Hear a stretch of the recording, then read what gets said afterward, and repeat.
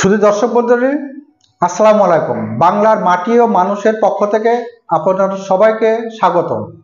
বাংলার মাটি ও মানুষ সবসময় চেষ্টা করে বাংলার গ্রামের বিভিন্ন প্রান্তের যাদের এক্সট্রা ক্রিয়েটিভিটি আছে তাদেরকে আপনাদের সামনে তুলে ধরতে।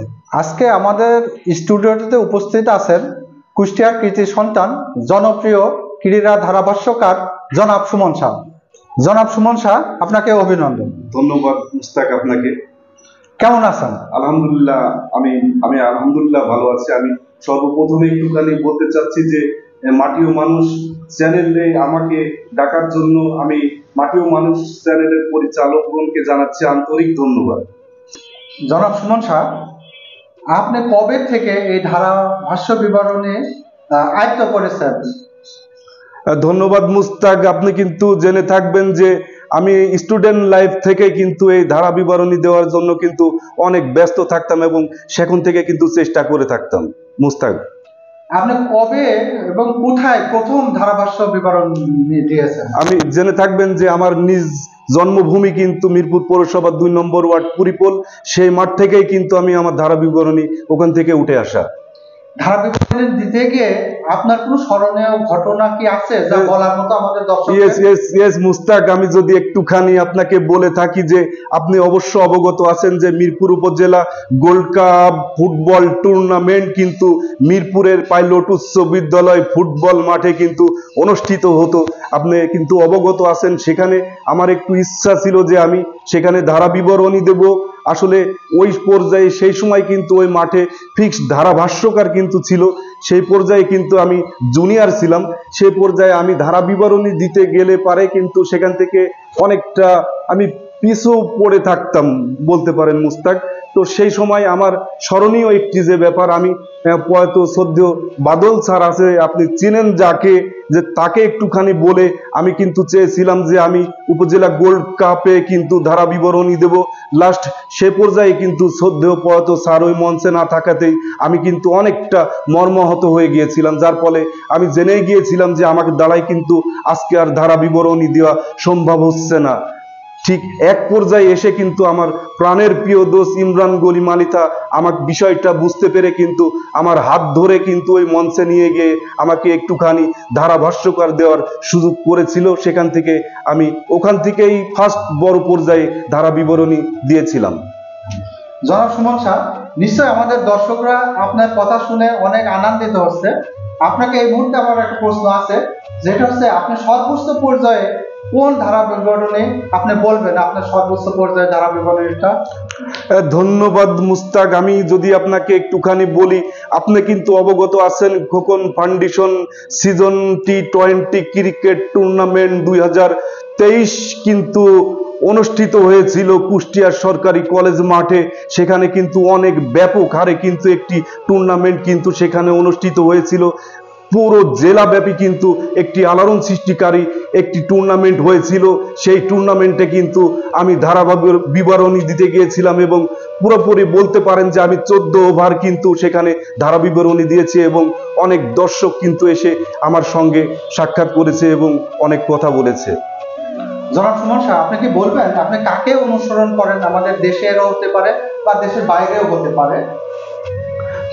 দেখুন মুস্তাক, আমি যদি আপনাকে একটুখানি বলে থাকি যে আসলে অনুসরণ করার মতো যে ব্যাপারটা, আসলে ওই যোগ্যতা কিন্তু আমার নাই যে আমি তাকে অনুসরণ করে মানুষের ভিতরে আমি সেই ভাষাটা উপস্থাপন করব। তবে একটুখানি বলতে চাচ্ছি যে আমি একজনকে একটুখানি ফলো করতে চাই, বাংলার উজ্জ্বল নক্ষত্র জীবন্ত কিংবদন্তি চৌধুরী জাফরুল্লাহ শরাফতকে কিন্তু একটুখানি মনে মনে মিন করি এবং তাকে একটুখানি অনুসরণ করার চেষ্টা করি। এই পর্যায়ে আপনার কাছে আমার একটা গুরুত্বপূর্ণ প্রশ্ন, একজন ধারাভাষ্যকার হতে হলে কোন কোন জিনিসগুলো তার অনুসরণ করা উচিত বলে আপনি মনে করেন জনাব সুমন শাহ? ধন্যবাদ আপনাকে। আসলে একজন সফল ধারাভাষ্যকার হতে হলে যেই যেই দিকগুলো ফলো করা লাগে, সেই আসলে এত কিছু ফলো আমার করা হয় না, তবে আমি স্পেশালি মনে করি যে প্রচুর পরিমাণ ম্যাগাজিন পড়া লাগে, প্রচুর পরিমাণ কিন্তু টুর্নামেন্ট দেখা লাগে, প্রচুর পরিমাণ কিন্তু খেলাধুলার সঙ্গে কিন্তু যুক্ত থাকা লাগে। কেননা আপনাকে কিন্তু ধারাভাষ্য মঞ্চে কিন্তু বলতে হবে যে আসলে খালেদ মাসুদ পাইলট কয় বলে কয় উইকেট ফেলেছিল, কয় বল খেলে কয় রান করেছিল, আকরাম খান কিন্তু কয় বলে কয় রান করেছিল, আকরাম খানের জন্য কিন্তু কয়টি ম্যাচ জিতেছিল, এবং এই প্রজন্মের যে মাশরাফি বিন মুর্তজা যার কথা বলতে চাচ্ছি আপনাকে, যে বাংলার ক্রিকেটে কিন্তু তার অনেক অবদান আছে, তার সম্পর্কে কিন্তু বলতে গেলে অবশ্যই তার কিন্তু বায়োডাটা জানতে হবে, তার সম্পর্কে জানতে হবে, কতটা ম্যাচ খেলেছে, কতটা টুর্নামেন্ট খেলেছে, কতটা রান করেছে, এই জিনিসগুলো ফলো করা লাগে। তারপরেই কিন্তু আমি মনে করি যে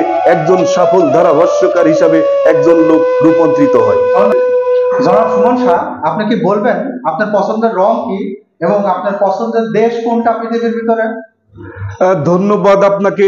অবশ্যই প্রিয় মাতৃভূমি বাংলাদেশ কিন্তু একটি পছন্দের দেশ, যেখানে আমার নারী পুতা আছে। অবশ্য পাশাপাশি আমি একটি দেশকে অনেক সম্মান করি, যেখানে আমাদের প্রিয় রাসূল শহীদ আছে, প্রিয় আমাদের সেই মক্কা মদিনা শহরে সৌদি আরবে, সেখানে শহীদ আছে বলে কিন্তু আমি মাতৃভূমি বাংলাদেশের পাশাপাশি কিন্তু আমি সৌদি আরবকে কিন্তু পছন্দ করি। আর আপনি কিন্তু একটি জিনিস আপনি কিন্তু বলেছেন যে ওই আপনার পছন্দের রং কি, পছন্দের রং কি, যেটা আপনি বলেছিলেন পছন্দের রং লাল এবং সবুজ। যদি বলেন লাল সবুজ কেন আপনার পছন্দের রং, সেটা হচ্ছে যে লাখো শহীদের বিনিময়ে কিন্তু বাংলার এই স্বাধীনতা, আর সেই স্বাধীনতার কিন্তু যেই পতাকা, সেই পতাকাটা কিন্তু গঠন করা হয়েছে যে লাল এবং সবুজের মধ্য দিয়ে, মুস্তাক আহমেদ, যেটা আপনি কিন্তু জেনে থাকেন, সেই কারণেই কিন্তু লাল ও সবুজ সেটা আমার পছন্দের রং। জনাব সুমন শাহ, আপনাকে অসংখ্য ধন্যবাদ আমাদের চ্যানেলে, আমাদের স্টুডিওতে আসার জন্য। আমরা বাংলার মাটি ও মানুষ সম্পর্কে যেগুলো প্রচার করি, এই সব দর্শকদের জন্য আপনি আপনার ধারা বিবরণী ভাষায় আমাদের দর্শকদের জন্য কিছু বলবেন? ধন্যবাদ আপনাকে। সুপ্রিয় দর্শক মন্ডলী, আজকের এই ভিডিওটা আপনারা দেখছেন, আপনারা একটুখানি কমেন্টস করে জানিয়ে দিবেন আজকের ভিডিওটি কেমন হয়েছে। দর্শক একটি লাইক করবেন এবং একটি শেয়ার করবেন এবং একটি সাবস্ক্রাইব করবেন, করে আমাদের এই চ্যানেলকে আরো সামনের দিকে অগ্রযাত্রা যেন ভালো হয়, সেই কারণেই কিন্তু আমাদেরকে অবশ্যই আপনার মূল্যবান মতামত জানাবেন। আপনার মূল্যবান মতামতের অপেক্ষায় চেয়ে রইলাম। জনাব সুমন শাহ, আপনাকে অভিনন্দন আমাদের স্টুডিওতে আসার জন্য। শুধু দর্শক মণ্ডলী, আপনারা কে কোথায় থেকে দেখছেন এই অনুষ্ঠানটা অবশ্যই কমেন্টস করে জানাবেন এবং শেয়ার করবেন এবং লাইক করবেন এবং সাবস্ক্রাইব করবেন। সবাই সুস্বাস্থ্য কামনা করে এবং সুমন শাহ সুস্বাস্থ্য কামনা করে আজকের মতো বিদায়। আসসালামু আলাইকুম, আল্লাহ হাফেজ।